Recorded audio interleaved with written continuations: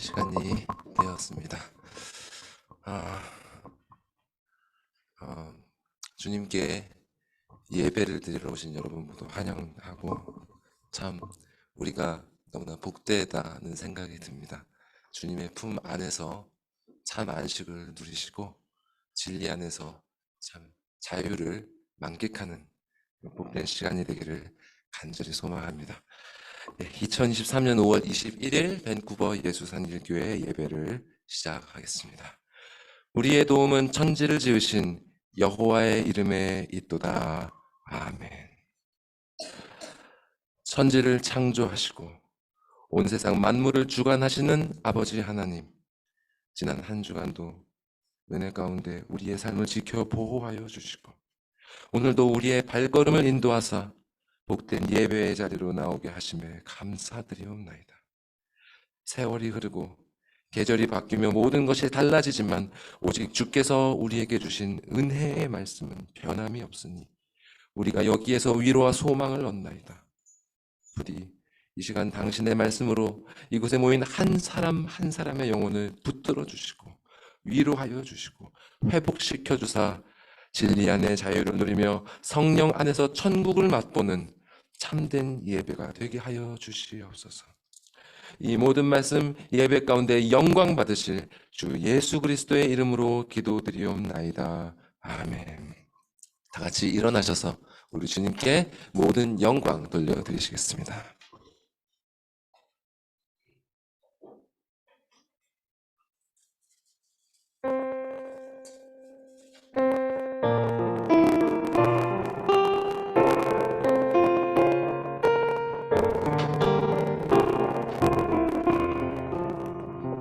주의 범 완전해 영혼 소성케 해. 주 증거 확실해 지혜롭게 하며 주 교훈은 정직하여 그 마음을 기쁘게 해. 주 계명 순결해 눈 맑게 하도다. 주 경외하는 도 영원에 이르고 주 규례는 확실하여 모든 게 다 의로우니 많은 정금보다 저 사모하리며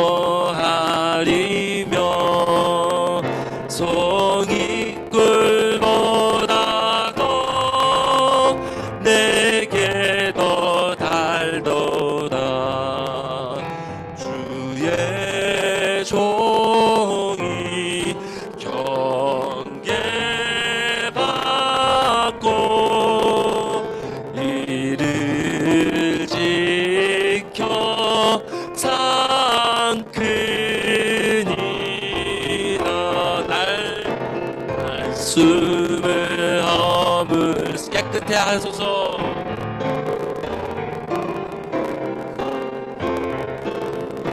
종으로 범죄 못 짓게 하소서.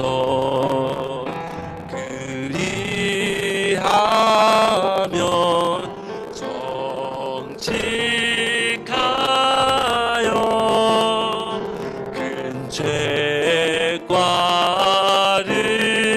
벗으리라.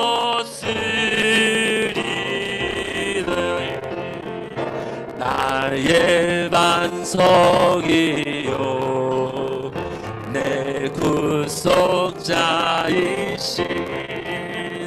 주여 나의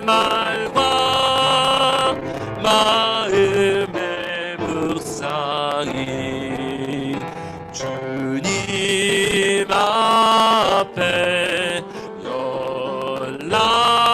연락되기 전심으로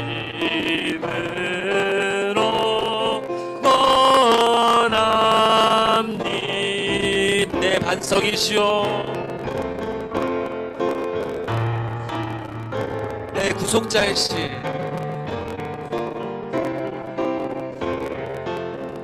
주여 나의 말과 나음의 묵상이 주님 앞에 연락되기 전심으로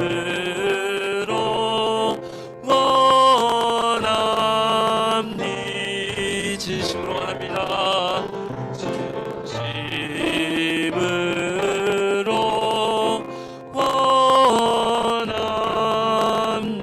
원합니다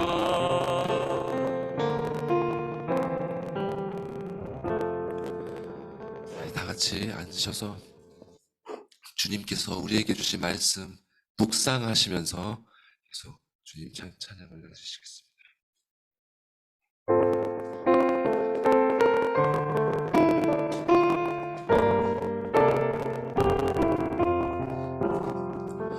마음 가난한 사람 복이 있나니 천국이 그들의 것이며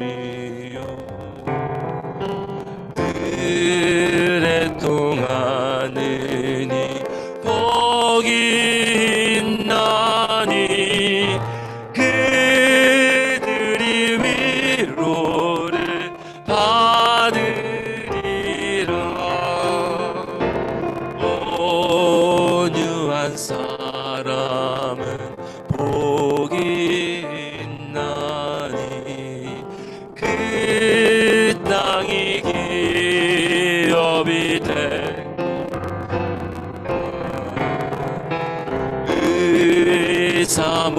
사모하느니 복이 있나니 그들이 베푸를 것이로다 긍휼히 여기면 복이 있나니 긍휼히 여김을 받으리라 마음 정결한 사람 복이 있나니 그들이 하나님 볼 것이라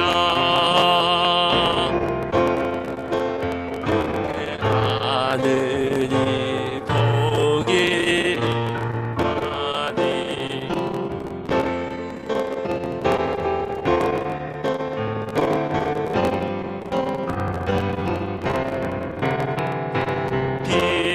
핍박을 받느니 복이 있나니 천국이 그들의 것임이라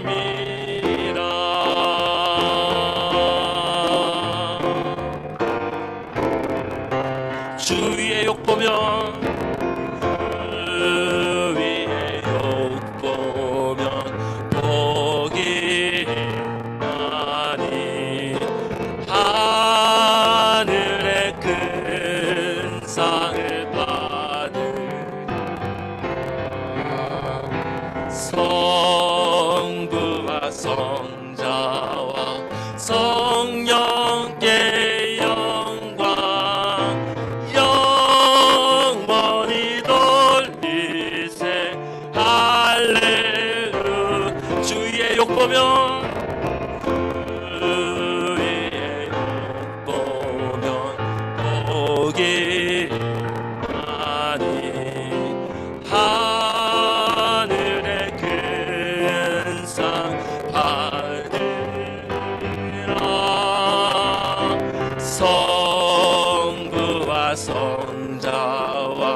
성령께 영광 영원히 돌리세 할렐루야. 성부와 성자와 성령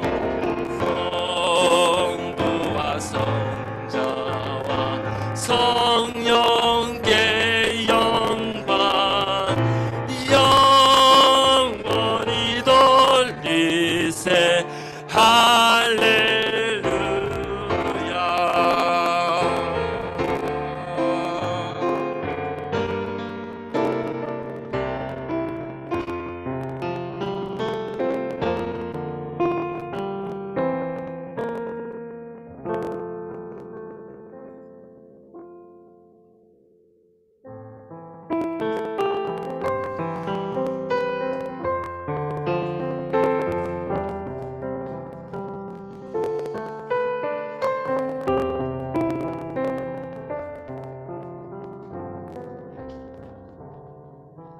주 날개 밑 내가 편안히 쉬네.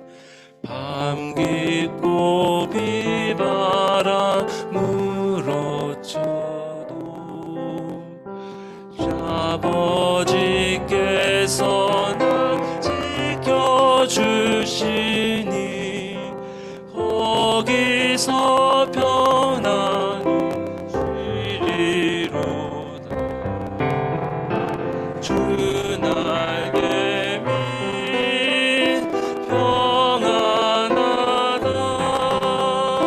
그 사랑 끊을 자니 주 날개 밑 내 쉬는 영혼 영원히 거기서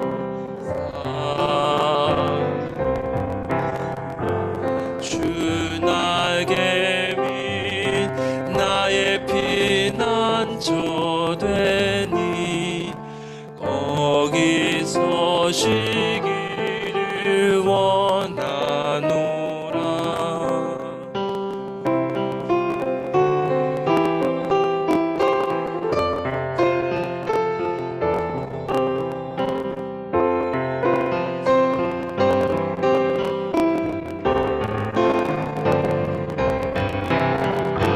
주 날개 밑 평안하다. 그 사랑 끊을 자리뇨. 주 날개 밑 내 쉬는 영혼 영원히 거기서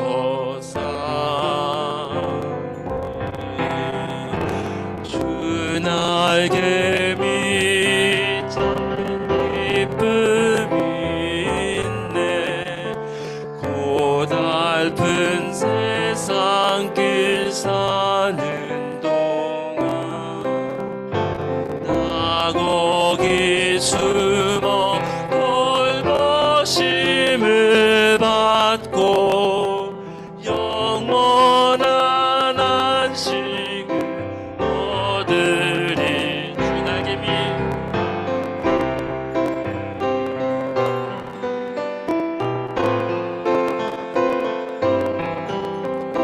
그 사랑 끊을 자니뇨. 그 날개 밑 내 쉬는 영혼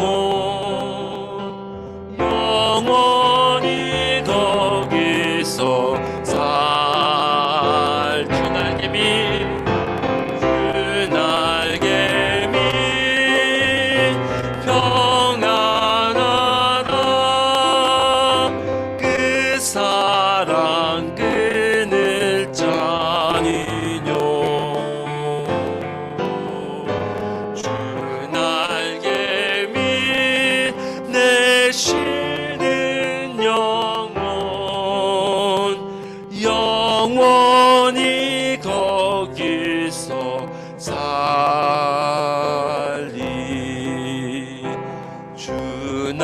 날개 밑 내쉬는 영원히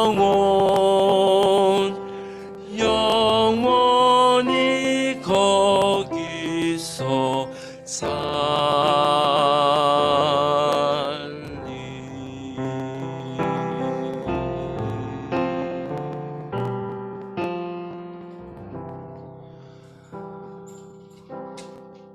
이 시간 우리가 주님의 말씀을 따라서 또 주님께 우리의 마음을 올려드리면서 했던 그 모든 입술의 찬양과 그 모든 입술의 마음의 묵상을 주님께서 연락하셨을 줄 믿습니다. 그 주님께 감사의 기도 드리시고, 주님, 그런 주님께 나아가기에 우리가 너무나 부족하고 연약한 존재들, 주님, 우리의 죄를 깨끗이 씻겨주시고, 주님, 이 시간 주님의 품에 안아주시옵소서. 다 같이 기도하시겠습니다.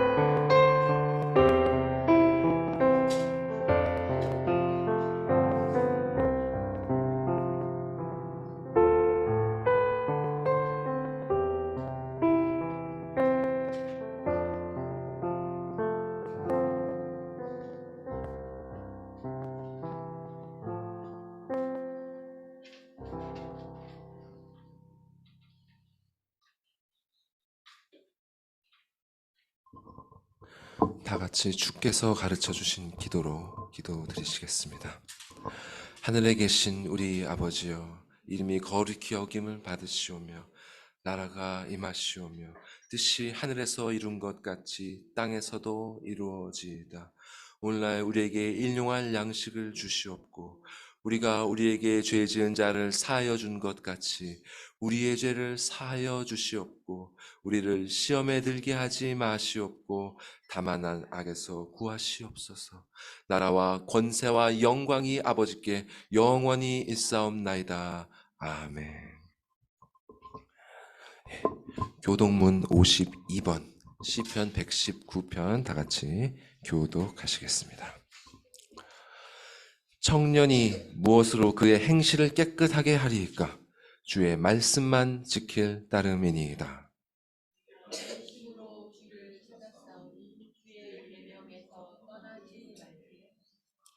내가 주께 범죄하지 아니하려 하여 주의 말씀을 내 마음에 두었나이다.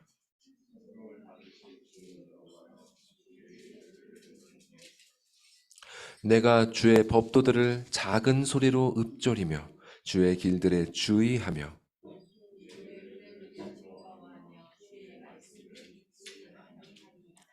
주의 법이 나의 즐거움이 되지 아니하였더라면 내가 내 고난 중에 멸망하였으리이다.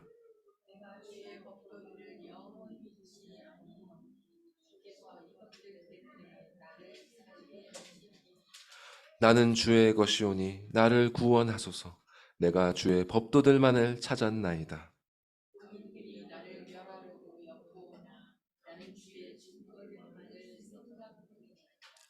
내가 보니 모든 완전한 것이 다 끝이 있어도 주의 계명들은 심히 넓으니이다. 내가 주의 법을 어찌 그리 사랑하는지요. 내가 그것을 종일 작은 소리로 읊조리나이다. 아멘. 이 시간 우리를 대표해서 문영대 집사님 기도하실 때 다 같이 마음을 함께 하시면서 기도하시겠습니다. 기도드리겠습니다. 천지 만물을 주관하시고 사랑으로 우리를 다스리시는 하나님, 오늘 또 저희를 인도하시어 이 자리에 모이게 해주신 은혜 감사합니다.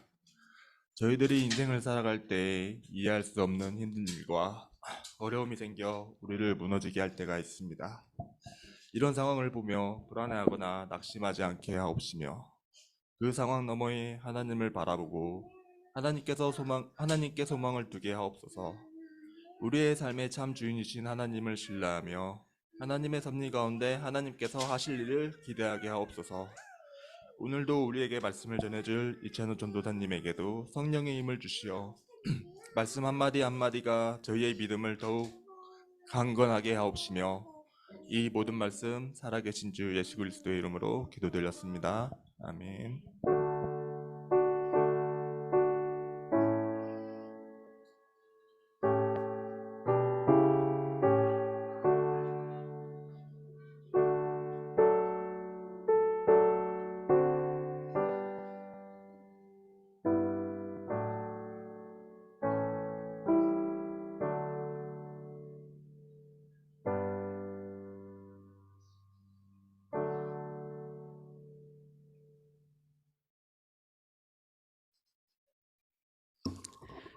오늘 우리에게 주시는 하나님의 말씀은 두 구절입니다.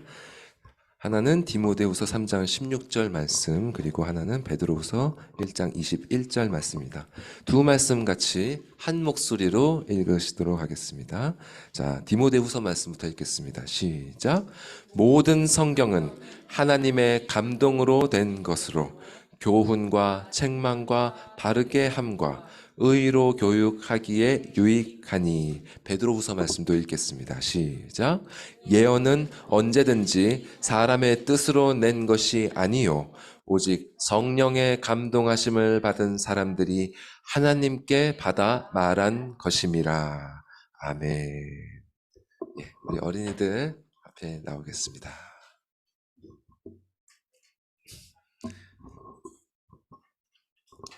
루아도 나오세요.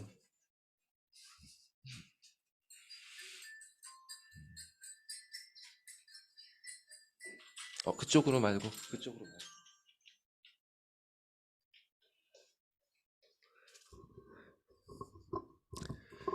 우리 어린이들을 위해서 다 같이 기도하시겠습니다. 참 좋으신 아버지 하나님, 아버지께서 우리에게 자녀를 허락하심이 얼마나 큰 복인지 모릅니다. 우리 중 어느 누구도 이러한 복을 받을 자격이 없음에도 불구하고 주께서 은혜를 베푸셔서 이 아이들을 우리에게 허락하셨나이다.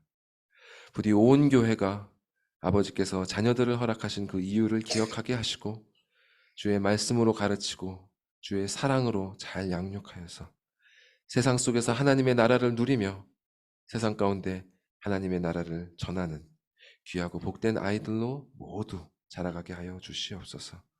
이 시간 이 귀한 일의 통로로 사용받으실 사모님께 지혜와 명철 부어주시고 말씀 가운데 아이들과 기쁨과 즐거움이 충만한 모임이 되도록 인도하여 주시옵소서. 예수님의 이름으로 기도드리옵나이다. 아멘.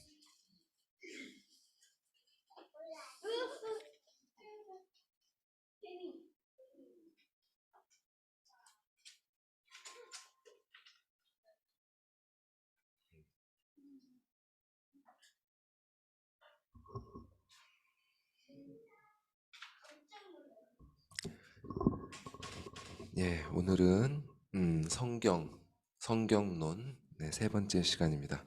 하나님의 감동으로 된 말씀이라는 제목으로 하나님의 말씀 나누겠습니다. 성경에 대한 교리를 계속 이어서 살펴보고 있는데요. 이 성경이라는 책은요, 이 책을 알고 있는 모든 사람에게 두 가지 문제를 야기합니다. 물론 이 문제는 성경 때문이 아니라 우리 때문인데요. 자, 성경을 아는 모든 사람은 믿는 자든 믿지 않는 자든 누구나 이 두 가지 문제를 계속적으로 경험합니다. 혹시 그 두 가지 문제가 뭔지 아시겠어요? 두 가지 문제. 성경 때문에 일어나는 우리가 겪게 되는 두 가지 문제. 예? 예, 너무 어렵게 생각하시는 것 같아요. 예, 아주 어려운 게 아닙니다. 하나는 성경을 읽지 않는다는 것이고, 또 다른 하나는 성경을 잘못 읽는다는 것입니다. 예, 성경을 읽지 않는다는 것과 잘못 읽는다는 것. 예, 누구나 이런 문제를 경험을 계속 하는 거예요. 자, 사실 근데 기독교를 믿는 사람들은 다른 종교를 믿는 사람들에 비해서 이 기독교, 자기 종교에 대한 책을 많이 읽는 편입니다. 한국 갤럽이 2021년에 한 조사에 따르면요, 천주교를 포함한 기독교인들의 약 40% 정도는 매주 성경을 읽는다고 답했습니다. 다른 종교들은 훨씬 작죠. 거의 안 읽는 사람들이 대부분이고요. 근데 사실 그 대부분은 기독교인 가운데 이 성경 읽는다는 사람들의 대부분은 예배 가운데에서 오늘 우리가 읽었던 것처럼 교동문도 읽고 그리고 말씀 본문도 읽고, 그러니까 일주일에 한 번씩 다 성경을 읽는다고 답할 수 있는 것이죠. 그러나 그렇게 예배에 참석해서 공적으로 읽는 시간을 제외하고 개인적으로 성경을 읽는 사람들을 조사를 하면 아마 훨씬 줄어들 것입니다. 그리고 그렇게 읽는 사람들 중에서도 성경에 대한 바른 시각을 가지고 제대로 읽어가는 사람들을 추려낸다면 더더욱 극소수가 되겠죠. 저는 이렇게 된 이런 형편이 된 가장 큰 원인 중에 하나가 교회에 있다고 생각합니다. 교회가 성경이 정말 무슨 책인지, 그리고 어떻게 읽어야 되는지를 가르쳐야 되는데, 뭐 다 그렇다고 제가 매도하면 절대 안 되겠습니다만 잘 가르치는 교회들이 분명히 있습니다. 그렇지만 정말 많은 큰 포션을 차지하는 그런 교회들이 정말 그런 내용들을 가르쳐 왔는가를 이렇게 보면 그렇지 않은 것 같습니다. 자, 기껏해야 이 정도를 다루죠. 성경은 하나님의 말씀이니까 읽어야 된다. 내일 큐티 좀 하자. 또 이번에 수련회 하면서 한번 통독 좀 해보자. 아니면 이번에 올해 한번 일독을 해보자. 이런 정도에 그치는 것이죠. 근데 정말 성경이 무슨 책인지, 그 책을 어떻게 읽어가야지를 아는 것은 정말 아무리 강조해도 지나치지 않을 만큼 신자에게 중요한 문제인데, 이것을 정말 가르치고 있는가, 교회가?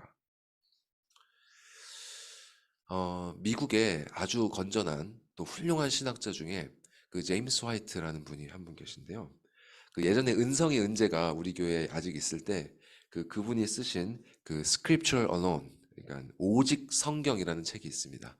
그 책을 가지고 같이 공부를 한 적이 있는데요. 그 책에서 그 제임스 화이트가 이렇게 쓴 구절이 있습니다. 제가 번역을 해보면, 성경을 어떻게 보느냐에 따라 그 사람의 나머지 전체의 신학이 좌우된다.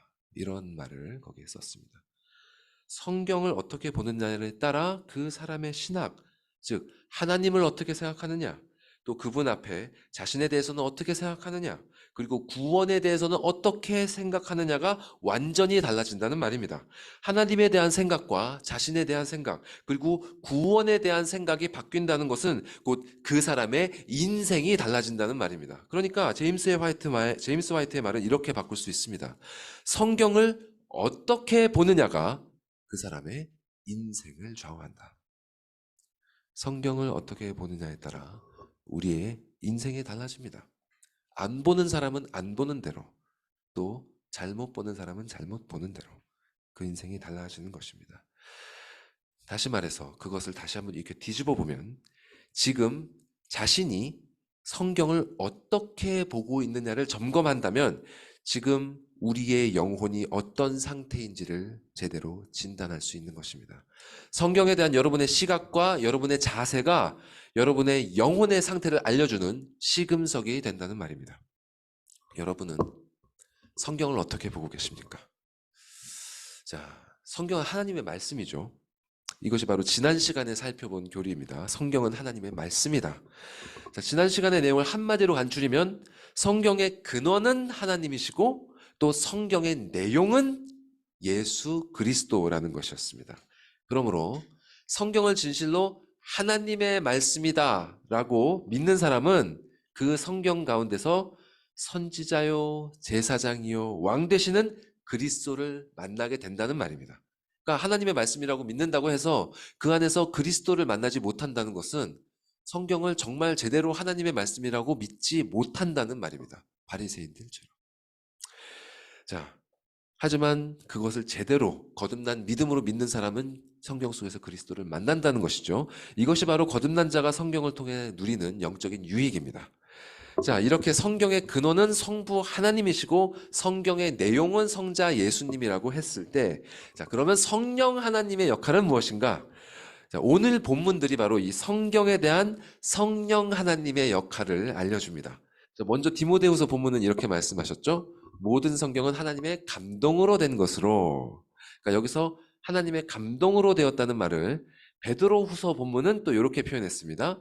예언은 언제든지 사람의 뜻으로 낸 것이 아니요 오직 성령의 감동하심을 받은 사람들이 하나님께 받아서 말한 것이다.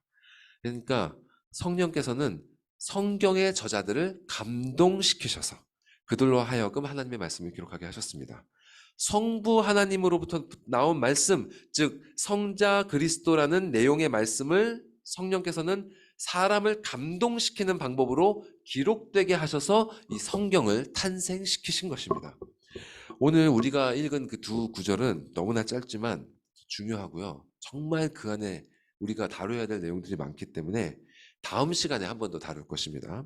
오늘은 그 말씀들 중에서 성령 하나님께서 어떻게 성경을 기록되게 하셨는가, 그리고 그 결과 성경은 어떤 성격을 갖게 되었는가, 요거를 살펴볼 것입니다. 성령 하나님께서 어떻게 성경을 기록되게 하셨고 그 결과 성경은 어떤 성격을 갖게 되었는가. 이렇게 성경이 기록된 그거를 어떤 방식으로 생각하느냐에 따라서 성경을 바라보는 우리의 시각이 달라집니다.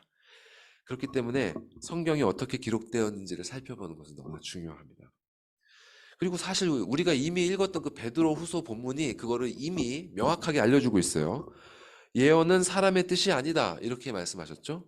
그러니까 성경 말씀은 사람의 손으로 기록했지만 사람의 뜻을 따라서 쓴 것이 아니다. 오직 성령의 감동하심을 받은 사람들이 하나님께서 그 할 말을, 그러니까 그 쓸 말을 받아서 쓴 것이다. 즉 성경의 내용은 인간이 아니라 하나님으로부터 나왔는데 하나님께서 그 내용을 직접 기록하신 것이 아니라 특정한 사람들을 통로로 사용하셔서 기록되게 하셨다는 뜻입니다. 이렇게 성경의 내용은 하나님으로부터 나왔으되 그 내용의 기록은 사람으로 말미암아 되었다. 이를 가리켜서 우리 신앙의 선조들은 성경은 이중 저작권이 있다, 이렇게 표현했습니다. 성경은 이중 저작권이 있다. 성경의 제1 저자는 하나님이시고 제2 저자는 인간이라는 것이죠. 그 결과 성경은 마치 예수님께서 완전한 하나님이시고 완전한 인간이신 것처럼 동시에 성경도 신적인 면과 인간적인 면을 동시에 갖게 되었습니다. 이런 내용을 이전에 들어보신 적이 있으신지 모르겠습니다. 근데 생소하실지도 모르지만 사실 이것은 굉장히 오랫동안 바른 신앙을 따르는 교회에서 믿어져 온 교리입니다. 근데 많은 교회들에서 이것이 무슨 의미인지를 잘 다루고 있지 않기 때문에 이에 대해서 수많은 오해와 잘못된 견해들이 뒤엉키면서 교회 가운데 알게 모르게 많은 혼란들이 야기되고 있습니다. 이런 잘못들을 하나하나 따지고 들어가면 너무나 혼란스럽고 복잡하기 때문에 그럴 수는 없고요. 하지만 이런 모든 경향들은 다 두 가지 경향으로 정리될 수가 있습니다. 하나는 성경의 인간적인 면을 무시하는 경향이고요. 또 다른 하나는 성경의 신적인 면을 무시하는 경향입니다. 정말 많은 오류들이 있지만 모두가 이 두 가지 아래에서 정리가 됩니다. 그럼 이렇게 오늘은 두 가지 잘못된 경향들을 하나씩 짚어볼 것이고요. 마지막으로 성경에 대한 바른 견해가 무엇이냐를 살펴보도록 하겠습니다. 자, 먼저 성경의 인간적인 면을 무시하는 사람들의 견해를 알아볼게요. 성경의 인간적인 면을 무시한다는 것은 이게 잘못된 것인가라는 생각이 좀 들 수도 있어요. 반대로 성경의 신적인 면을 강조한다는 것이죠. 그러니까 성경은 하나님의 말씀이다라는 게 강조된다는 거예요. 이게 일단 듣기에는 경건하고 옳은 방향처럼 들리죠. 근데 이 사람들의 한번 견해를 보시고 여러분의 지금 생각과 비교해 보십시오. 자, 이 사람들은 성경은 오롯이 하나님의 말씀이기 때문에 오류가 있을 수 없습니다. 여기까지는 좋습니다. 그런데 그 말씀이 오류가 없는 그 온전한 상태 그대로 기록되려면 그 어떤 인간의 생각이나 판단 같은 게 개입되어서는 안 됩니다. 조금이라도 인간적인 게 섞여 들어가면 성경에 오류가 생기게 되는 것입니다.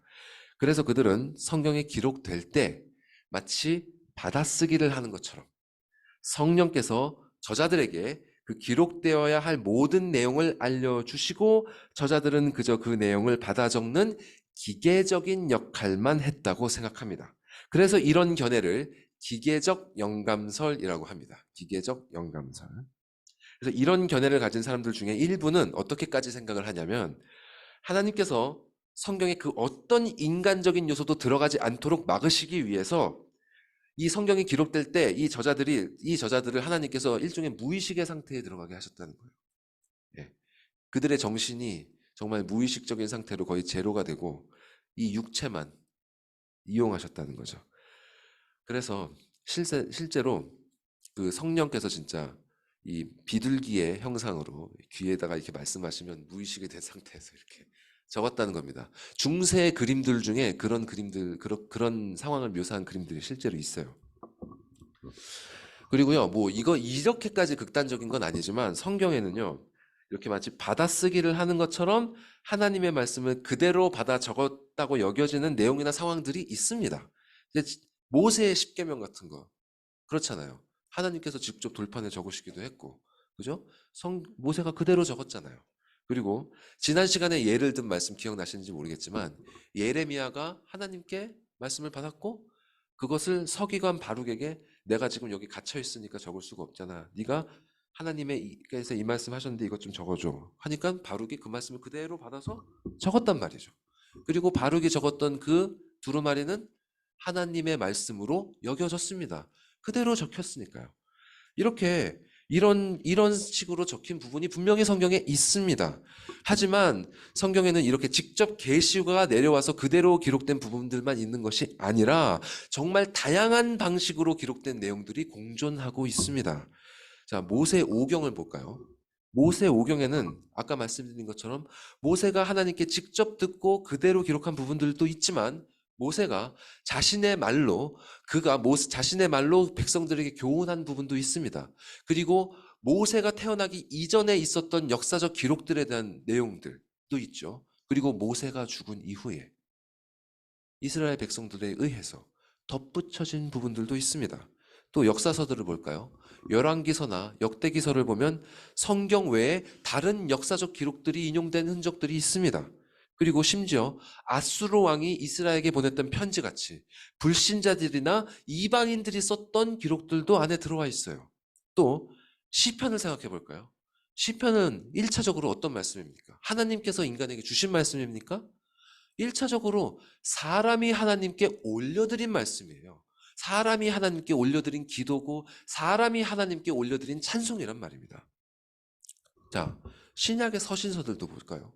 신약의 서신서들이 하나님께서 바로 사람에게 주신 말씀이 아닙니까? 1차적으로. 사도들이 교회에 또 어떤 개인에게 보낸 편지들입니다. 그리고 복음서들도요. 교회를 가르치기 위해서 쓰여진 문서예요. 복음서들도. 그 방향이 사람에게 가 있단 말입니다. 그래서 누가복음을 쓴 누가는 특히 그것을 아주 분명하게 얘기를 합니다. 누가복음 1장 1절에서 4절은 이렇게 기록하고 있거든요. 보시면 제가 읽어드릴게요. 들어보십시오. 우리 중에 이루어진 사실에 대하여 처음부터 목격자와 말씀의 일꾼된 자들이 전해준 그대로 그 내력을 저술하려고 붓을 든 사람이 많은지라. 그 모든 일을 근원부터 자세히 미루어 살핀 나도 데오빌로 각하에게, 이 누가복음을 받을 분의 이름입니다. 네, 데오빌로라는 사람이에요. 데오빌로 각하에게 차례대로 써 보내는 것이 좋은 줄 알았노니 이는 각하가 알고 있는 바를 더 확실하게 하려 함이로다. 자, 누가는 말합니다. 믿는 자들 중에 많은 사람들이 우리가 전하는, 또 사도들이 전한 그 복음의 이야기를 저술했다. 목격자들, 사도들만 있겠습니까? 예수님을 따랐던 얼마나 많은 사람들이 있겠습니까? 그 목격자들, 그리고 그들 중에서도 또 말씀의 일꾼된 자들, 사도들, 그들이 전해준, 그들이 증언해준 이야기들을 그대로, 즉 일어났던 그 사실대로 쓰려고 했다. 이는 곧 성경의 저자들이 목격자들과 사도들의 증언을 듣고 정리하고 종합해서 복음서를 써 내려갔다는 것입니다. 누가 자신도 이 모든 일을 근원부터, 처음부터, 이거를 성경 신학자들은 역사가의 자세로 누가가 그것을 기록했다고 보고 있어요. 역사가의 자세로 자세히 미루어 살폈다고 했습니다. 이렇게 성경은 그저 갑자기 계시된 하나님의 말씀을 그대로 기계적으로 받아 적어서 된 것만이 아니라 하나님의 말씀과 사람들의 증언들과 그 역사적인 자료들을 모으고 정리하고 기록하는 저자들의 노력이 더해져서 쓰여진 것입니다. 성경 자체도요, 이 사실을 절대로 부인하거나 숨기려 하지 않습니다. 이것이 너무나 자명하기 때문에 요즘의 목사님들이나 신학자들 가운데서는 이런 기계적인 영감서를 따르는 사람들은 거의 없습니다. 그런데 문제는요, 이렇게 성경의 인간적인 측면을 외면하는 사람들이 이렇게 기계적인 영감서식이 아니라 다른 방식으로 성경의 인간적인 그 면을 외면하는 사람들이 여전히 많다는 사실입니다. 현대인들에게 특히 이런 식으로 나타나요. 어떻게 성경의 인간적인 면을 무시하느냐? 주로 불신자들이 이렇게 생각하는데요. 이들은 성경을 보통 평범한 사람들과는 동떨어진 종교적인 책이라고 생각합니다. 그래서 앞서 제가 언급했던 그 갤럽의 조사를 보면요, 2015년 이후에 한국에서는 종교를 믿는 사람들의 숫자가 급격하게 줄기 시작했거든요. 그래서 현재 무종교인 사람들한테 그러면 종교를 왜 믿지 않습니까? 라고 물었더니 그 첫 번째 이유가 이것이었습니다. 혹시 여러분 좀 추측되는 게 있으십니까? 사람들이 종교를 믿지 않는 첫 번째 이유, 종교를 믿지 않게 된, 예상이 가십니까? 예. 저는 이렇게 생각을 했어요. 그러니까 종교인들의 타락과, 뭐 요즘에 다큐멘터리도 나왔습니다만, 그런 어떤 비리들, 범죄들 때문에 그로 말미암은 실망이 주된 이유가 아닐까, 이렇게 생각을 했거든요. 그런데 아니었습니다. 예, 그게 아니고요. 이렇게 종교에 대해서 실망했다, 이런 이유로 종교를 믿지 않는다는 사람은 19% 정도 됩니다. 19%. 나머지 압도적으로 과반이 넘는 사람들이 꼽은 이유는요, 무관심이었습니다. 무관심. 그냥 관심이 없어. 54%로 과반이 넘는 사람들이 그냥 관심이 없어서라고 대답했습니다. 그리고 그 경향은 당연히 나이가 어려질수록 더 커져 갔죠. 자, 그러면 왜 사람들은 종교에 무관심하게 되었는가? 바로 종교의 내용이 그들의 현실적인 삶과 별로 관계가 없다고 생각하기 때문입니다. 그들에게는 이런 성경과 같은 이런 종교적인 책의 내용은, 그러니까 성경은 그 종교인들, 성경은 기독교인들에게나 의미가 있는 그런 영적인 거지 뭐, 그런 거지 뭐, 그런 거고, 보통 사람들의 현실적인 삶과는 별로 상관없는 내용인 거예요. 그러므로 그들은 성경에 대해 별 관심도 없고 읽을 이유도 없는 거죠. 그런데 문제는 교회를 다니고 자신을 크리스천이라고 여기는 사람들 가운데서도 그 깊은 내면에는 이런 인식이 여전히 자리 잡고 있는 경우가 있다는 것입니다. 그들의 의식은, 그래 성경은 하나님의 말씀이야 라고 인정하지만 동시에 그들의 더 깊은 내면은 이 말씀이 그들의 삶과는 별로 상관이 없는 것처럼 느끼고 있다는 것입니다. 그렇기 때문에 이런 성경에 대한 말씀을 들을 때마다 그래 성경을 읽어야지 하면서도 그 안에서 도무지 동기가 일어나지 않는 것입니다. 과거에는 옛날에는 성경이 오직 신적인 말씀이어야 하기 때문에 여러 가지 오해와 오류가 생겼다면 이제는 성경이 인간사와는 별로 관계없는 그저 신의 말이기 때문에 무시를 당하게 된 것입니다. 이렇게 성경의 인간적인 면들이 무시되는 것이죠. 자, 반면 다른 한편에서는 성경의 신적인 면이 무시되는 경향도 점점 더 강해지고 있습니다. 자, 세상 사람들이 성경을 하나님의 말씀이라고 믿지 않는 대표적인 이유가 지난번에는 이제 기적이라고 말씀을 드렸죠. 기적 말고 또 있습니다. 성경을 하나님의 말씀이라고 믿지 않는 대표적인 또 다른 이유. 혹시 뭔지 아세요? 기적 말고? 말도 안 돼. 뭐 이런 게 있어. 당연히 그러니까, 신화? 예, 신화, 예. 그렇죠. 신화적인 것이죠. 그것도. 기적과 같이. 예언. 예언. 예. 성경에는 여러 가지 예언들이 미리 선포가 되어 있죠. 그리고 그 일들이 후대에 성취되었다고 기록합니다. 많은 사람들이 이걸 사실이라고 믿지 않죠. 어떻게 미래의 일들을 예언할 수 있는가? 있을 수 없는 일이다. 이렇게 성경의 예언을 거부하는 사람들 가운데 나름 공부 좀 했다는 사람들은 성경의 예언이 예언일 수 없는 이유에 대해서 이렇게 말합니다. 성경이 기록된 연대가 전통적으로 알려진 것보다 교회들에서 가르치는 것보다 더 후대로 추정되기 때문이라는 것이죠. 여러 가지 견해들이 있지만 대체적으로 어떻게 말하냐? 모세 오경을 비롯한 이 구약 성경이 언제 쓰여졌냐면 사실은 유대 왕국이 멸망한 후에 바벨론 포로기에 이르러서야 쓰여졌다고 이들은 주장합니다. 자, 구약 성경에 나오는 대부분의 예언들이 다 바벨론 포로 이전을 가리키죠. 어디가 멸망하고 어떻게 되고 누구의 침입이 와서 멸망하고 자, 선지자들이 그런 것들을 예언하잖아요. 그러면서 하나님을 믿으라고 하나님을 신뢰하라고. 근데 그것이 일어나기 전에 그렇게 예언되어서 쓰여진 것이 아니라 이미 다 일어나고 다 멸망하고 포로로 잡혀간 다음에 그 다음에 쓰여졌다는 거예요. 그러니까 모든 일이 이렇게 다 일어난 다음에 쓰여졌으니 당연히 이것은 예언이 아니고 거짓으로 예언처럼 꾸며졌다는 것이죠. 그런데 이것을 거짓말이야 이렇게 표현하면 우리처럼 성경을 믿는 사람들이 기분 나빠하잖아요. 그죠? 그러니까 어떻게 말하냐면 이렇게 말합니다. 바벨론 포로 생활을 하던 유대 민족들이 그들의 정체성을 지키기 위해 그들의 신앙과 역사에 문학적 상상력을 더해서 구약 성경을 기록했다. 그리고 이렇게 하는 설명이 일반적인 학계에서는 정설로 받아들여지고 있습니다. 그런데 여러분, 이런 견해가 무슨 근거가 있는 것일까요?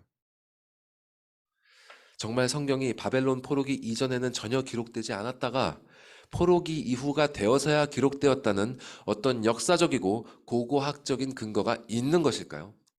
정말 어이가 없게도 그런 근거는 하나도 없습니다. 하나도 없어요. 성경이 그렇게 후대에 기록되었다는 근거는 좀 어이가 없는데 원래 이렇게 그런 주장을 한 사람들이 이런 식으로 주장을 했습니다. 어떤 식으로 주장을 했냐면 모세 시대에 기록되었다고 말도 안 된다. 왜냐하면 모세 시대는 아직 문자가 제대로 발달되지 않았기 때문이다. 그럴 때는 이야기가 문서로 기록되는 것이 아니라 구전으로 입에서 입으로 전해지던 시대다. 그러니까 모세가 5권의 종교 경전을 썼다는 것은 정말 신화에 가까운 얘기다. 이렇게 주장했어요, 원래는. 그런데 고고학적인 발굴을 통해서 이미 모세 시대에 대규모 도서관이 있었다는 것이 확인되었습니다. 그리고 지위가 높은 사람들뿐만이 아니라 평민들도 상업적인 용도로 특히 그죠? 물건을 사고 팔 때 영수증 주고 받잖아요. 그죠? 예. 그런 용도뿐만 아니라 다른 용도로도 여러 가지 용도의 문서들을 기록하고 사용했다는 사실이 확인되었습니다. 그래서 이런 주장에 쑥 들어가 버렸죠.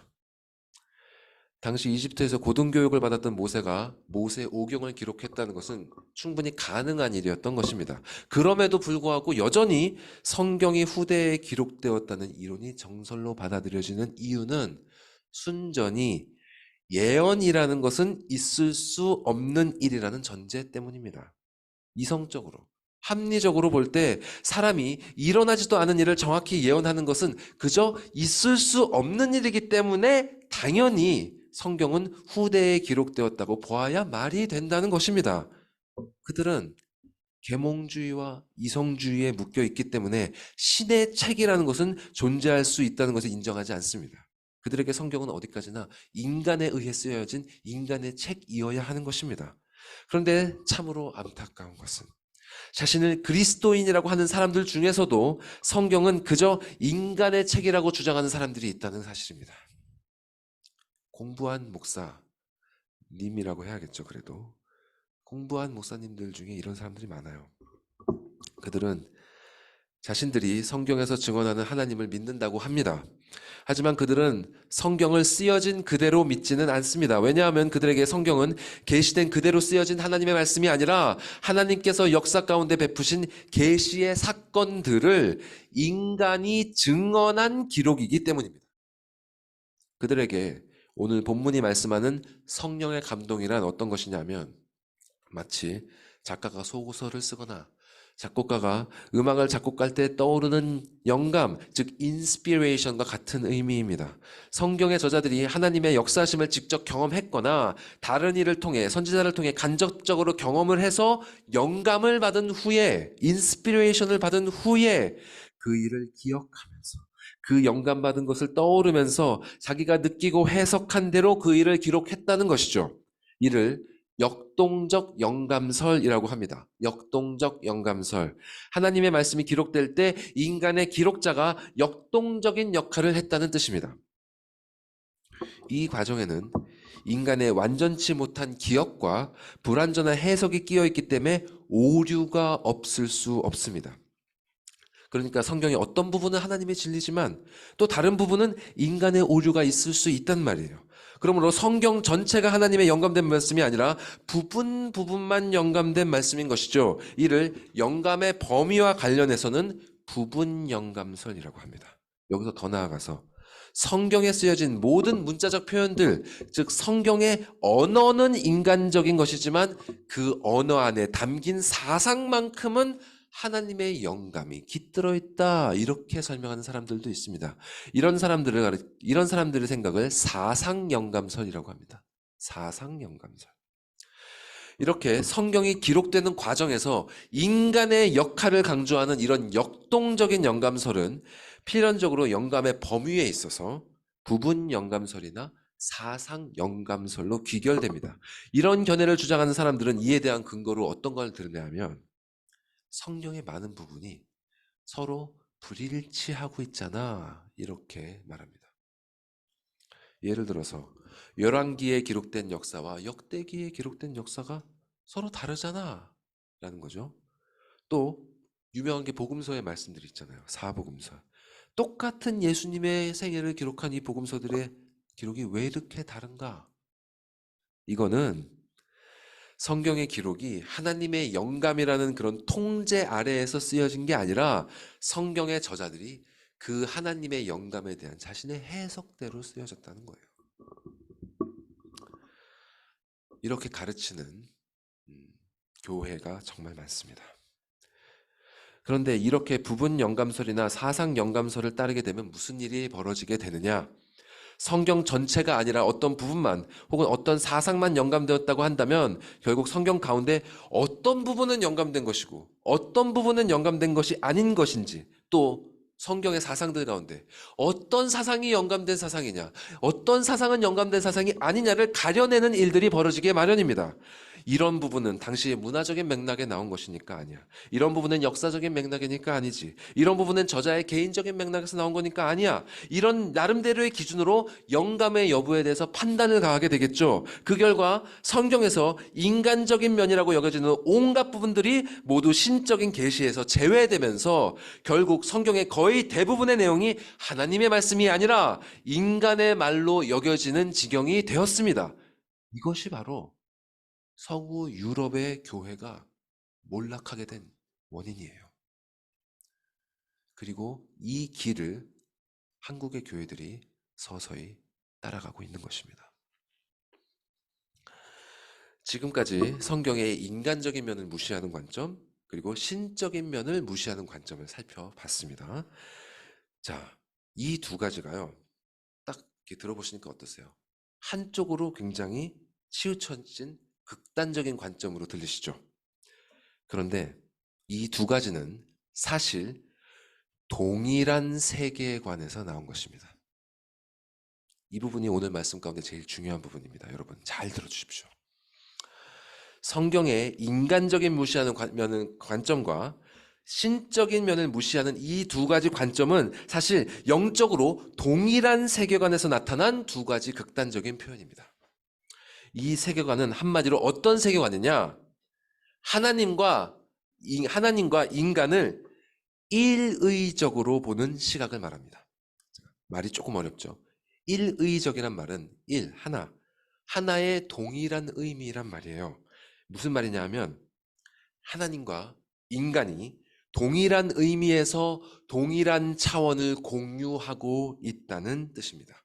예를 들어서 성경을 기록하는 문제에 있어서 하나님의 포션이 이만큼을 차지하면 그 나머지 포션은 인간의 포션인 것입니다. 고로 인간적인 면을 축소하면 축소할수록 그만큼 성경은 하나님의 책이 될 것이고, 또 신적인 면을 축소하면 축소할수록 인간이 기록한 인간의 책이 되는 것이죠. 이렇게 하나님과 인간이 같은 선상 위에서 같은 차원에 있다고 보는 것이 바로 이러한 세계관의 특징입니다. 이 세계관은 실로 인류의 의식을 지배하고 있다고 해도 과언이 아닙니다. 구원이 하나님의 예정하심에서 나오는가, 아니면 인간의 자유의지에서 나오는가, 아니면 하나님의 은혜로 말미암음인가, 아니면 인간의 행위로 말미암음인가, 이런 논쟁도요, 이런 선상에서 이루어질 때가 너무 많아요. 하나님의 예정하심이 이만큼을 차지하면 그만큼 인간의 자유의지는 축소되는 것이고, 하나님의 은혜가 요만큼을 차지하면 그만큼 나머지는 인간의 행위가 차지하게 되는 것이죠. 거듭나지 않은 사람의 의식은 이런 차원을 넘어서지 못합니다. 실로 기독교가 아닌 다른 철학이나 종교들의 논쟁도 이러한 수준을 벗어나지 못합니다.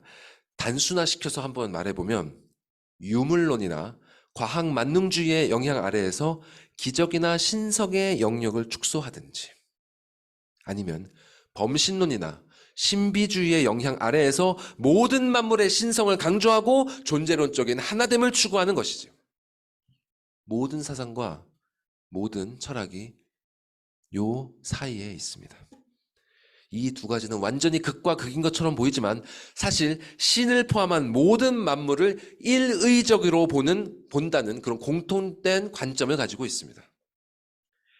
그리고 자신을 기독교인이라 여기는 정말 많은 사람들이 이와 같은 세계관을 가진 채 세상을 살아가고 있어요. 들어보십시오.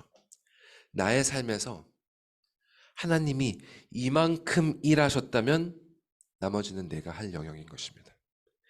내가 이만큼 했다면 그 나머지는 하나님이 해주셔야 되는 영역인 것이에요. 아니면 거룩하고 선하고 교회와 관련된 것들은 하나님의 영역이고, 나머지 세속적이고 악하고 일상적인 것들은 세상의 영역인 것이죠. 그런 것이 아니라고 배워도 그런 의식을 떨쳐내질 못하는 것입니다. 이렇게 하나님과 인간, 하나님과 세상, 하나님과 마귀는 동일한 선상에서 서로의 영역을 나누어 가진 것처럼 인식되고 있습니다. 그렇기 때문에 이런 세계관 아래에서 신앙생활을 하는 사람들은 자신의 삶에서 소위 하나님의 포션을 늘리기 위해 애를 씁니다. 지난주에 이기성 목사님께서 말씀하신 습관적인 신앙생활 같은 것이 바로 이러한 노력의 일환에서 나온 거예요. 말씀을 읽고 기도하는 것이 하나님께 드릴 포션이기 때문에 이러한 삶 속에서 이러한 시간을 늘리거나 질적으로 향상시키는 것을 중요하다고 생각하는 것입니다. 오늘 하루 만족할 만큼의 시간만큼 아니면 만족할 만한 깊이만큼 그분의 포션을 잘 돌려드렸다면 나는 오늘 하루를 경건하게 잘 살아간 것이죠. 그만큼을 드리지 못했다면 잘 살지 못한 것이죠. 이런 세계관 아래에서 살아가는 사람들이 말하는 영적 싸움이라는 것은 바로 이러한 차원에서 일어나는 것입니다. 그러나 성경은 이 세상이 일의적인 한 가지 차원이 아니라 두 가지 차원이 존재하고 있음을 보여줍니다. 하나는 오직 전지전능한 하나님께만 속한 창조주의 차원이고, 나머지 인간을 포함하여 그분이 창조하신 모든 피조물이 속한 피조계의 차원이 그것입니다. 기독교 말고도요, 이 세상에 여러 가지 차원이 있다. 용어는 다 다르지만 그런 사상과 종교들이 다 있습니다.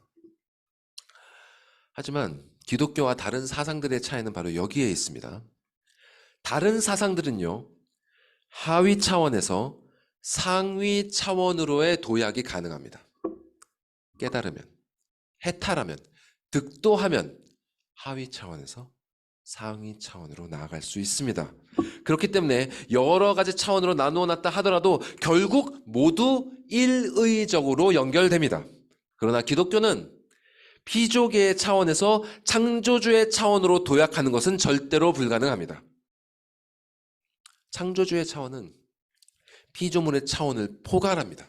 그리고 창조주의 차원은 피조물의 차원으로 개입합니다. 하지만 피조물의 차원에서는 절대로 창조주의 차원으로 넘어갈 수 없습니다. 영화가 된다고 해도 우리가 창조주의 차원으로 가는 게 절대 아닙니다. 하나님의 나라에 간다고 해도 우리가 창조주의 차원으로 가는 게 아니에요. 절대로 넘어갈 수 없습니다. 이것이 바로 성경적인 세계관입니다. 이렇게 창조주의 차원에 계신 하나님께서 피조물의 차원으로 개입하시는 것을 보통 하나님께서 역사하신다 이렇게 표현합니다. 하나님께서 역사하신다. 성경에 따르면 이러한 하나님의 역사하심은 두 가지 방식으로 이루어집니다. 예를 들어서 창세기의 시작을 보면 어떻게 이루어지냐면요, 재미있어요.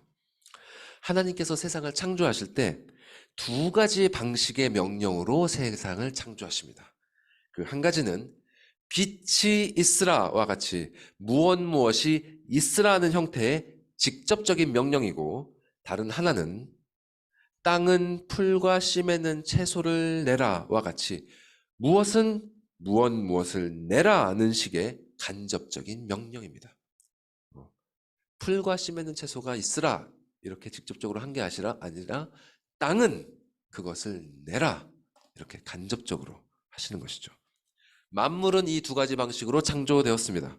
그리고 이는 섭리의 경우도 마찬가지입니다.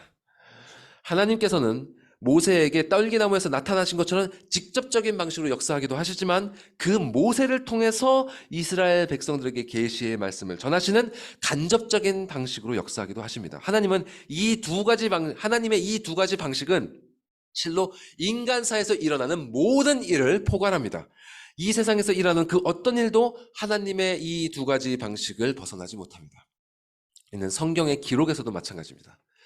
하나님께서는 선지자들과 사도들에게 직접적으로 기록될 말씀을 주기도 하셨지만, 성경의 저자들도 하여금 증언들과 기록들을 조사하고 연구하게 하시는 간접적인 방식으로도 말씀을 주셨습니다. 이때 하나님께서는 저자들이 가진 그 인간적인 특성들을 모두 사용하셨어요. 그들의 성격, 또 지적인 수준, 문화적, 사회적 배경, 그들의 문체, 그들의 상황 등등을 모두 사용하셔서 당신의 뜻이 오류가 없이 기록되게 하셨습니다. 이를 가리켜서 유기적 영감설이라고 부릅니다. 유기적 영감설. 하나님께서 인간 저자들을 유기적으로 사용하셔서 당신의 성경을 기록하셨다는 것이죠. 이것이 바로 성경이 가르치는 바른 영감설입니다. 하나님께서는요, 당신의 말씀을 완전하게, 온전하게 기록하는 일을 하기 위해서 성경 저자들의 인간적인 특성을 제로에 수렴하도록 억제시키실 필요가 없으셨습니다. 그들을 무의식으로 만드실 필요가 없으세요. 하나님께서는. 왜냐하면 그들의 인간적인 특성은 그들의 것이 아니라 모두 하나님께서 주신 것이기 때문입니다. 그 저자들은 모두 유한한 피조물이죠. 실수와 오류를 범할 수 있는 평범한 인간들이었습니다.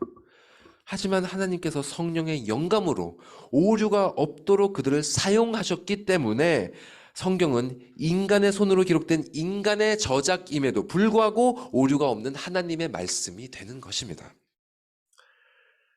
이 사실은요, 성경 자체가 증거하는 하나님의 섭리와도 일맥상통합니다.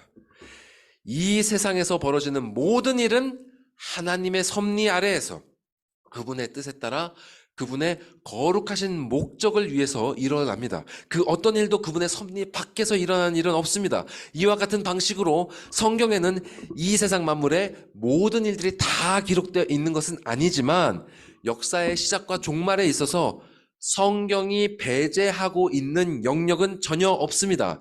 성경은 거룩하신 하나님의 말씀에서부터 사탄의 말까지 기록하고 있습니다. 성경은 가장 선한 분인 그리스도의 말씀과 그런 분을 배반한 가롯 유다의 말도 기록하고 있습니다. 성경은 다윗이 행한 가장 위대한 업적과 그가 저지른 가장 추악한 범죄도 기록하고 있습니다.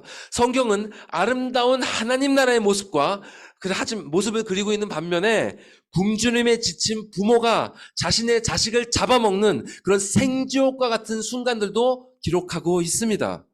성경은 가장 고상한 십자가의 복음과 함께 하나님을 대적하는 거짓 선지자들의 참남한 말들도 기록하고 있는 것입니다. 이 모든 것이 전부 성령의 영감으로 계시된 하나님의 말씀인 동시에 사람의 손으로 작성된 인간의 기록입니다. 즉 하나님의 차원과 인간의 차원은 절대로 일의적이 될 수 없습니다. 같은 차원에서 하나님의 포션과 인간의 포션이 나눠지는 것이 아닙니다. 하나님의 차원과 인간의 차원은 전혀 다릅니다. 인간의 역사가 인간에 의해 진행되는 것처럼 보여도 그 모든 일은 하나님께서 하시는 일인 것입니다. 하나님께서 실로 모든 것을 섭리하시되 그분은 사람은 무엇을 하라는 간접적인 명령의 방식으로 사람으로 하여금 당신의 섭리에 참여하도록 하십니다. 성경이 기록되는 모든 것들도 마찬가지였던 것입니다. 시편 기자들의 기록, 선지자들의 기록, 사도들의 기록, 이런 것들은 당신의 뜻이 그들의 기도나 그들의 찬양이나 그들의 시나 편지의 형식으로 기록되었지만 하나님의 명령으로 기록된 것입니다. 그 안에는 거짓 선지자들과 타락한 바리새인의 말들도 기록되어 있습니다. 그건 역시 택하신 자녀들을 구원하시는 당신의 섭리가 어떻게 이루어지는지를 알려주시는 그런 계시인 것입니다. 이런 의미에서 성경의 모든 기록은 한 부분도 한 단어도 빠짐없이 모두가 하나님의 영감된 말씀입니다.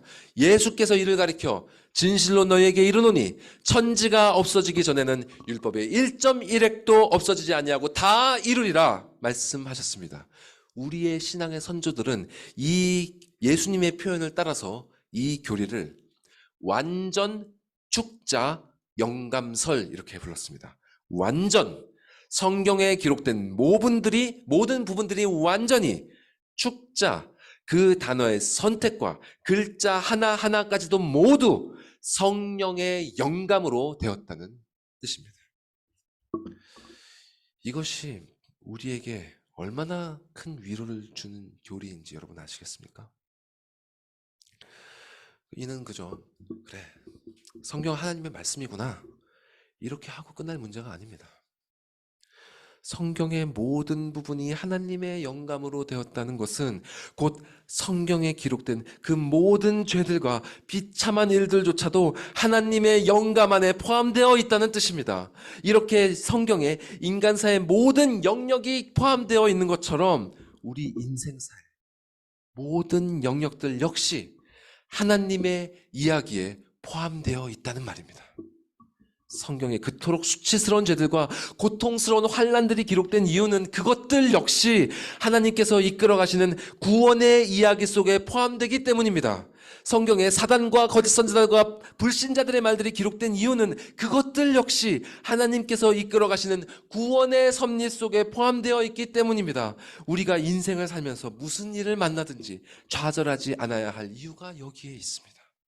너희는 항상 기뻐하라. 쉬지 말고 기도하라. 범사에 감사하라고 하시는 이유가 여기에 있습니다. 오늘 본문의 바울이 그가 아들이라고 부를 정도로 사랑했던 디모데에게 보내는 마지막 편지에서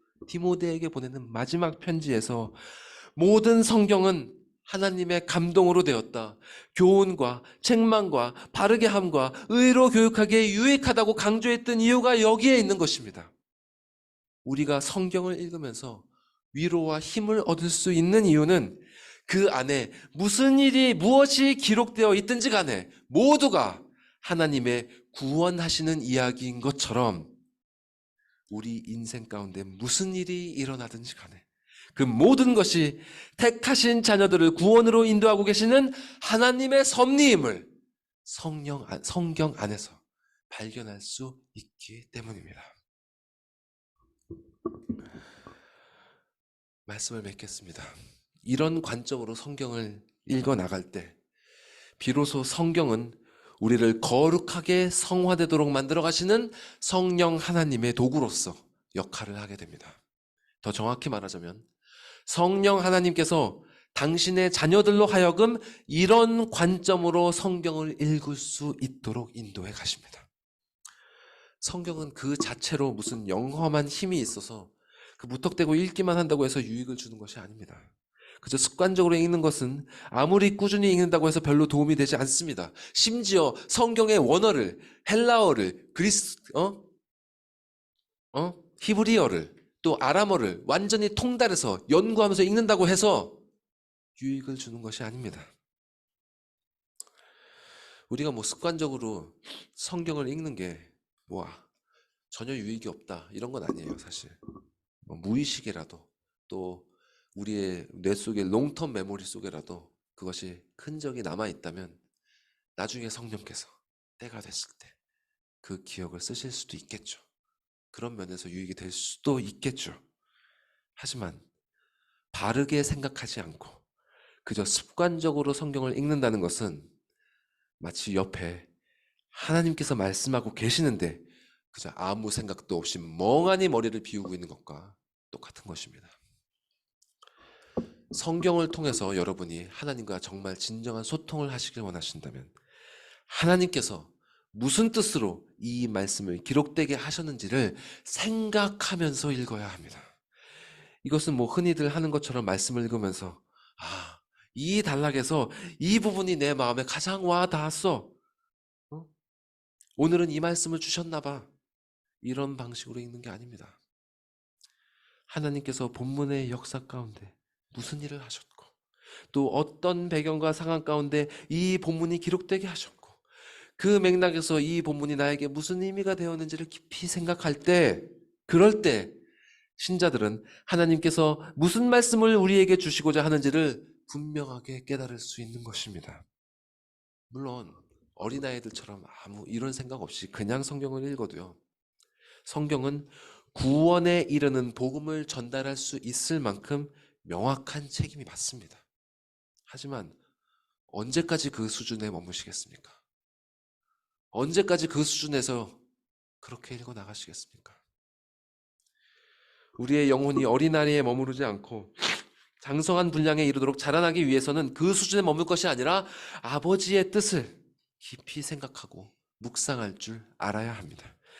그저 본문 가운데 자기 마음에 가장 와닿는 말씀을 찾는 그런 수준이 아니라 성경의 저자가 무슨 의도로 이 본문을 기록했는지 그리고 그 저자 배후에 계신 하나님께서는 무슨 뜻으로 이 본문이 이렇게 기록되어 전해지도록 하셨는지를 여러분은 진리와 성령의 의지에서 생각하면서 묵상하면서 읽으실 줄 알아야 되는 것입니다.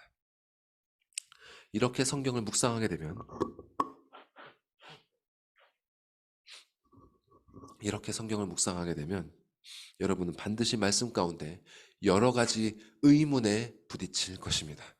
앞서 예를 든 것처럼 왜 복음서들 가운데 이런 차이가 있지? 왜 역사서들 가운데 이런 차이가 있지? 왜 이런 비유를 쓰셨지? 이런 의문들이 생기게 됩니다. 이런 문제에 부딪힐 때 정말 너무나 많은 그리스도인들이 이를 회피하거나 그저 쓸데없는 논쟁이라고 생각하면서 덮어버립니다. 그냥 믿으면 되지 하고 덮어버리는 사람들이 얼마나 많은지 모릅니다. 이런 태도는 하나님께서 그 마음 가운데 그 질문이 떠오르도록 하셨다는 사실을 무시하는 것입니다. 우리가 하는 모든 생각, 우리에게 떠오르는 모든 영감들은 다 하나님께서 주신 것입니다. 그런 질문을 회피하면 안 됩니다.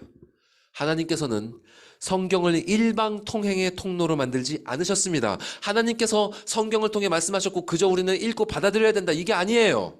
세상 사람들은 정말 그렇게 오해 많이 하죠. 절대로 성경은 그런 책이 아닙니다. 하나님께서는 성경을 신학적으로 깔끔하게 정리된 종교 경전으로 만들지 않으셨습니다. 예. 하나님께서는 성경을 읽으면 질문이 생기는 책으로 만드셨습니다. 그리고 어떤 부분에서 생긴 질문에 대한 답을 그곳만이 아니라 다른 곳에서도 발견될 수 있도록 하셨습니다. 또한 어떤 본문에 대해 한 번 읽고 알았다고 하면 끝나는 게 아니라 성령의 인도하심에 따라 같은 본문을 반복해서 읽을지라도 더욱 깊고 신선한 발견들이 계속 일어나게 하셨습니다. 이렇게 우리는 성경을 통해서 하나님과 지성적인 대화를 나누어야 합니다. 또한 하나님께서는 성경을 그저 공부하는 책으로 만들지 않으셨습니다. 하나님께서는 성경을 읽으면 가슴으로 느껴지는 책으로 만드셨습니다. 번역서라는 한계가 있어서 좀 아쉽긴 하지만 번역된 책이라도요, 여전히 성경에는 우리의 가슴을 울리는 이야기와 고백들이 아름다운 문학적인 양식들로 표현되어 있습니다. 여러분, 성경이 얼마나 아름다운 책인지 아십니까? 성경을, 하나님을 믿지 않는 학자들도 이것을 인정합니다. 성경은 문학적으로도 기가 막힌 책입니다, 여러분.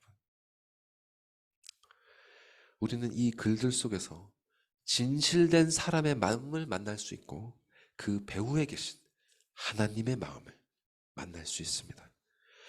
오늘 본문이 말씀하는 것처럼 진실로 성경은 교훈과 책망과 바르게 함과 의로 교육하기에 유익합니다.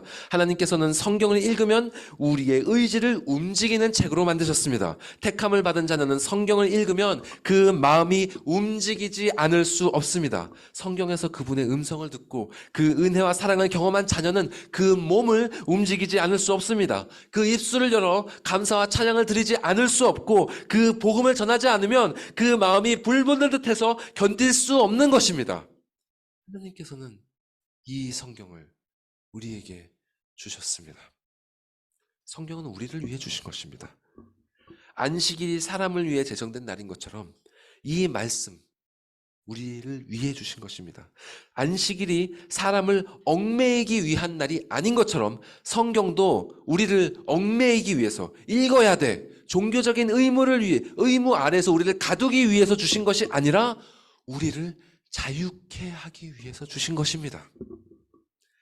하나님께서는 우리를 자유케 하시기 위해서 1500여 년의 세월을 거쳐서 40여 명에 달하는 성경의 저자들을 유기적으로 영감하셨고 그들의 손을 통해 1.1획도 당신의 영감으로부터 벗어나지 않도록 완전한 말씀을 기록하사 우리들 손에 이르게 하셨습니다. 이 성경에 기록된 것들 가운데 하나도 그분의 영감에서 벗어난 것이 없는 것처럼 이 세상 만물 가운데 하나님께서 창조하시지 않은 것이 없고 우리 삶에 일어나는 모든 일들 가운데 그분의 구원하시는 섭리에서 벗어나는 일이 없습니다. 하나님의 자녀들은 성경을 통해 그분과 대화하면서 이 사실을 확인합니다. 우리 삶의 모든 이야기가 다 그분의 구원하시는 이야기 가운데 포함되어 있다는 사실. 이 사실을 확인한 사람은 참으로 진리가 주는 자유를 경험하며 살아가게 되는 것입니다. 이것이 바로 모든 성경은 하나님의 영감으로 된 말씀이다라는 교리가 우리에게 주는 위로요, 소망입니다. 부디 우리 모두가 매일매일의 삶 속에서 하나님의 말씀, 성경을 통해서 이러한 위로와 소망을 충만히 누리기를 간절히 소망합니다. 기도하시겠습니다.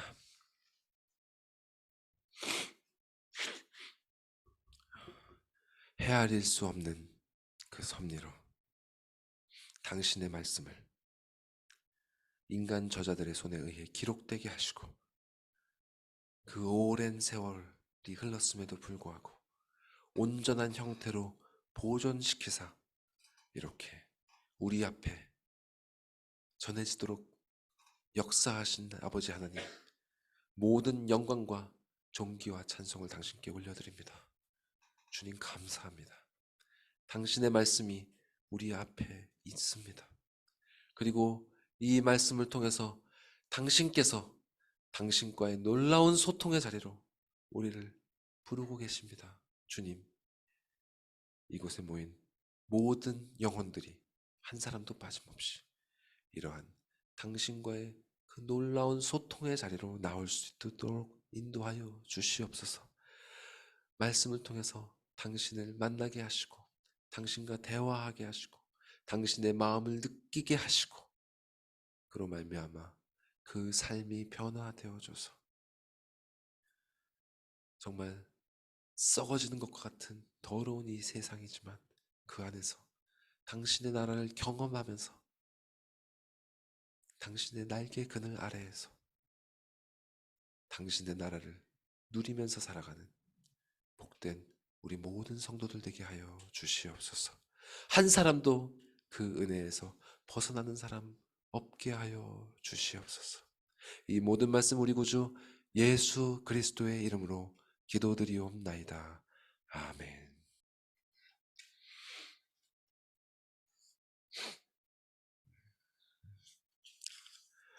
다 같이 사도신경으로 우리의 신앙을 고백하시겠습니다. 전능하사 천지를 만드신 아버지 하나님을 내가 믿사오며 그 외아들 우리 구주 예수 그리스도를 믿사오니 이는 성령으로 잉태하사 동정녀 마리아에게 나시고 본디오 빌라도에게 고난받으사 십자가에 못 박혀 죽으시고 장사한 지 사흘 만에 죽은 자 가운데서 다시 살아나시며 하늘에 오르사 전능하신 하나님의 우편에 앉아 계시다가 저리로서 산자와 죽은 자를 심판하러 오시리라. 성령을 믿사오며 거룩한 공회와 성도가 서로 교통하는 것과 죄를 사하여 주시는 것과 몸이 다시 사는 것과 영원히 사는 것을 믿사옵나이다. 아멘. 다 같이 일어나셔서 찬송가 206장 주님의 귀한 말씀을 찬양하시겠습니다.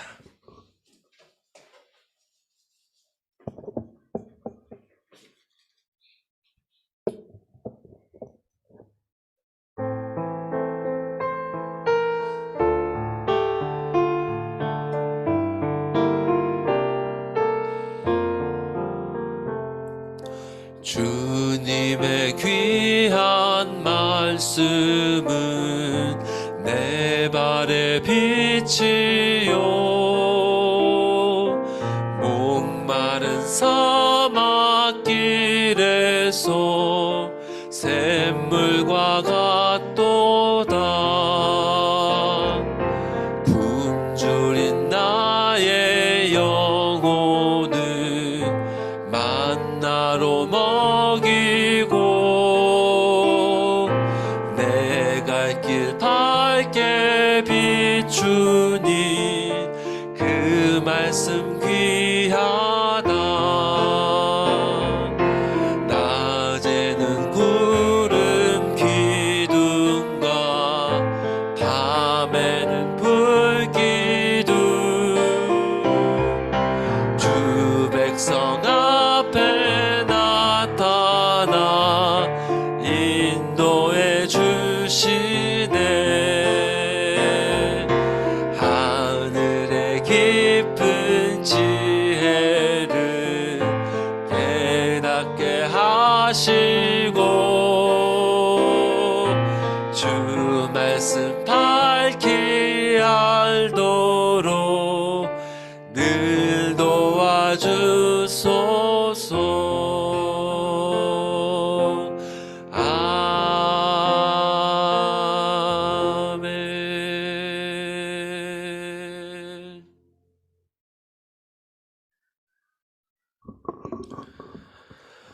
아버지 하나님, 이토록 소중한 성경 말씀 우리에게 허락하시고 성령 하나님의 인도하심 속에 이 말씀의 양식을 누릴 수 있도록 허락하심에 감사드리옵나이다.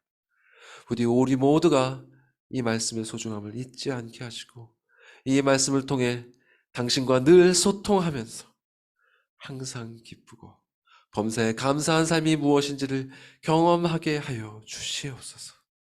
이 말씀뿐 아니라 우리에게 필요한 모든 것들을 친히 아시고 공급해 주셨사오니 이 시간 그 가운데 적은 물질을 구별하여 당신께 돌려드리옵나이다. 부디 이 물질로 인하여 말씀이 흥황하게 되는 부흥의 은혜가 우리의 가정과 교회 가운데 일어나게 하여 주시고 그 모든 일들 가운데 오직 홀로 영광받아 주시옵소서. 모든 것 감사드리오며 예수님의 이름으로 기도드리옵나이다. 아멘. 네, 다 같이 앉으시겠습니다.